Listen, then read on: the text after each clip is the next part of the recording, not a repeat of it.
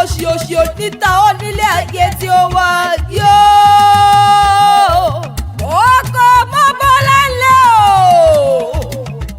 Akọ́bẹ́kọ̀rẹ́ mi ń gbéra nílé ìwọ ni wá kí. Aya rẹ̀ ló rán mi wá bí.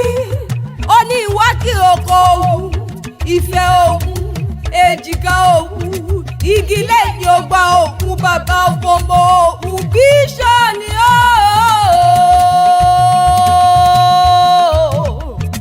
Mo pẹ́ o ti ṣọdún èyí náà, ó ní mo òṣì òtítọ́ ó máa bẹ ìran ọbẹ̀ níbẹ̀ṣù àtẹ̀pẹ́lẹ́sẹ̀ tẹ̀nu àtẹ̀pẹ́ ló máa lórí ayé nítorí orógbó mọ́dú tirẹ̀ níre ìran òjò lámọ́dú tirẹ̀ lálàrè mo ló níròǹgbẹ sọnù bí oṣolú bí ọmọ ń bàbá fi káyọ̀.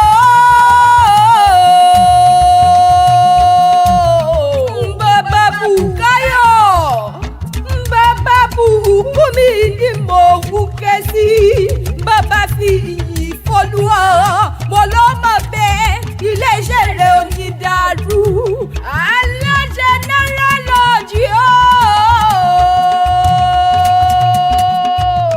Mr. BMT Entertainment ni mo wú ké sí iléeṣẹ́ rẹ̀ ò ní dàrú òní bó níṣẹ́ ṣiṣẹ́ láṣẹ Elédùà òkè òkè ní tọ́jà o. Mr. BMT Entertainment òkè òkè ní tọ́jà o. Òkè òkè lẹ́ máa lọ àyà rẹ̀ ló ní wá kí o. Ó ní o ti ṣọdún èyí náà wàá tún ṣe tẹ̀lé sí nínú owó nínú ọlá àìkú ọ̀bàlẹ̀ ọ̀rọ̀ gọ́gọ́ ni ó yá díẹ̀ rẹ̀ lẹ́ o. Bàbá tó bí olóògbò gògó máa gbọ́ bí wọ́n ti ń kó káwọn bàbá tó bí olómọ ní IJEBU REMO.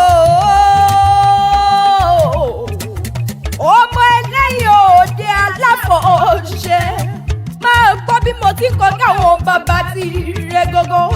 Ọmọ wa máa jó òjìlẹ́gbẹ̀ ní REMO ẹ̀yin lọ́mọ gbẹ́rẹ́gẹ́dẹ́ akíkanjú ọkùnrin o.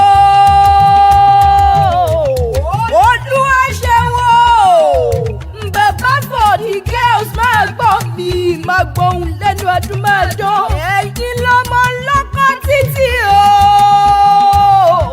Ìkan náà ni mo gun ará ìráyè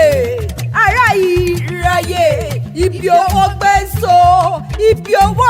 so tí wọ́n ò rówó fìkà nílé bàbá tó bí ọlọ́mọ ẹ̀yin lọ́mọ ní kọ̀rọ̀ ń fọ́rọ̀ o.